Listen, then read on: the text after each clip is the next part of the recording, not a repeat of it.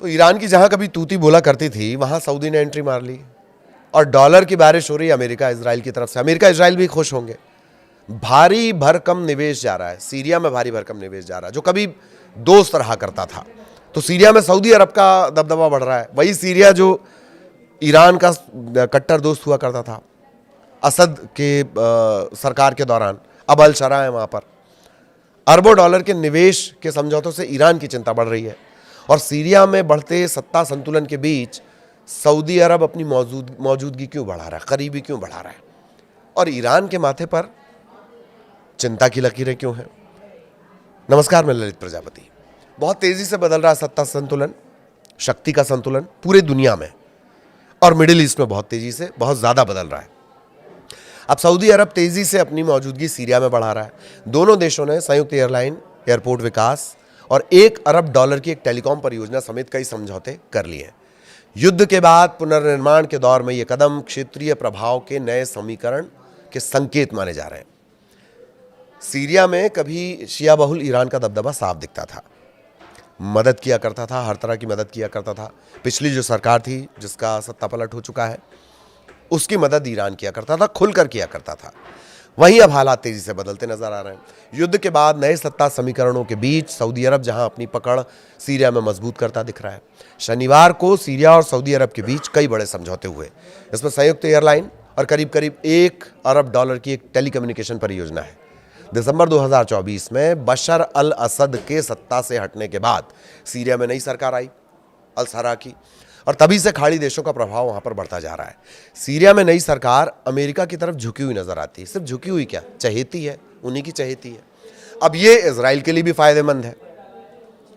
तो सऊदी अरब नई व्यवस्था का खुलकर समर्थन कर रहा है, निवेश के जरिए अपनी मौजूदगी को मजबूत कर रहा है, लेकिन ये ईरान के लिए किसी टेंशन से कम नहीं है। अब सीरिया और सऊदी अरब के समझौते में है क्या, वो जान लीजिए। सीरियाई निवेश प्राधिकरण के प्रमुख हैं तलाल अल हिलाली। उन्होंने बताया कि समझौते में कम से कम एक लागत वाली संयुक्त सीरिया सऊदी एयरलाइन शुरू करने का मकसद है, एक योजना शामिल है। इसका मकसद ये है कि क्षेत्रीय और अंतर्राष्ट्रीय उड़ान संपर्क मजबूत करना। इसके अलावा उत्तरी शहर अलेप्पो में नए अंतर्राष्ट्रीय हवाई अड्डे के विकास और मौजूदा एयरपोर्ट के पुनर्विकास पर भी सहमति बनी है। साथ ही साथ एक सिल्क लिंक परियोजना के तहत सीरिया के जो दूर संचार ढांचे और डिजिटल कनेक्टिविटी उसे मजबूत करने का समझौता हुआ है। सीरिया के जो दूर संचार मंत्री हैं अब्दुल सलाम हैकल, उन्होंने कहा इस परियोजना में करीब करीब $1 अरब का निवेश होगा। सीरिया में अब तक निवेश क्यों नहीं आ रहा है? दशकों तक बशर अल असद का शासन रहा और बड़े कड़े प्रतिबंध उन पर लगे रहे। इसके चलते सीरिया में किसी तरह का निवेश आया नहीं। पिछले साल अमेरिका की तरफ से बचे हुए प्रतिबंध हटाने के बाद विदेशी निवेश के रास्ते अब खुले हैं और इसी के चलते नए समझौते बहुत तेजी से हो रहे हैं। शनिवार को दोनों देशों ने समुद्री जल को पीने योग्य बनाने यानी डिसैलिनेशन और विकास सहयोग से जुड़े समझौतों पर भी चर्चा की है। सऊदी विदेश मंत्री हैं खालिद अल फालेह। उन्होंने कहा कि सीरिया में बड़े प्रोजेक्ट के लिए निजी क्षेत्र के साथ भागीदारी के साथ एक निवेश फंड शुरू किया जाएगा। ये भी कहा कि ये समझौते दोनों देशों के बीच रणनीतिक साझेदारी को मजबूत करने का हिस्सा है। सीरियाई अधिकारियों का कहना है कि ये करार ऐसे अहम क्षेत्रों पर केंद्रित हैं जो लोगों की रोजमर्रा की जिंदगी और देश की आर्थिक बहाली के लिए, आर्थिक प्रगति के लिए, डेवलपमेंट के लिए बहुत ज़रूरी है। सीरिया लंबे समय से गृह युद्ध के बाद ढांचे और अर्थव्यवस्था को अपने फिर से खड़ा करने के लिए जूझ रहा है। एक बहुत बड़ी चुनौती उसके सामने है। पिछले साल जुलाई में सऊदी अरब ने यहाँ $6.4 अरब के निवेश समझौते किए थे और अगले महीने सीरिया ने $14 अरब से ज़्यादा के नए करार किए।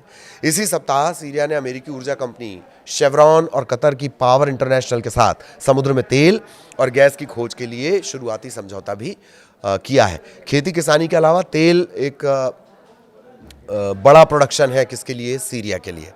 अमेरिका की जहां आपको दिलचस्पी दिख जाए वहां समझ जाइएगा कुछ ना कुछ ऐसा ज़रूर होगा। तो खैर, साफ ये है कि युद्ध के बाद पुनर्निर्माण की दौड़ में सीरिया है। तेज़ी से वो वैश्विक निवेश जुटाने में लगा है। सऊदी अरब के साथ जो ताज़ा समझौते हुए हैं उस दिशा में बड़ा संकेत माने जा रहे हैं।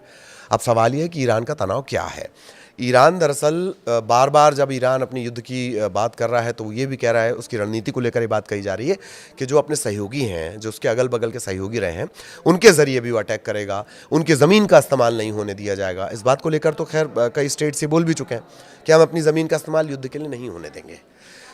उम्मीद दरअसल ये थी ईरान को कि अगर ये इसी तरह से अलग अलग जो उसके पुराने दोस्त रहे, पुराने सहयोगी रहे हैं, उसमें कुछ गुट भी हैं, मिलिशिया गुट भी हैं, अगर वो इस तरह से टूटते रहे तो ईरान के लिए ये मुसीबत होगी। हालांकि सीरिया से संबंध तभी ख़राब हो गए थे जब जो असद सरकार गिरी है, असद सरकार के बाद जो नई सरकार आई है जिसका झुकाव अमेरिका की तरफ से ज़्यादा है, तभी से संबंध ख़राब है। और जो एक कट्टर दोस्त हुआ करता था उससे अब वैसे रिलेशन नहीं रहे। लेकिन युद्ध के हालात में ईरान है और इस बीच अमेरिका का बढ़ता दबाव और इन सब के बीच अमेरिका, इजराइल और अब सऊदी अरब, ये तीनों अगर सीरिया में इतना गहरा दखल रखते हैं तो कहीं ना कहीं ईरान की पेशानी पर बल ज़ाहिर तौर पर पड़ेंगे, और वो भी तब जबकि वो उस युद्ध के तनाव से वो गुजर रहा है। आगे भी इससे जुड़े अपडेट आप तक पहुंचाएंगे। नमस्कार।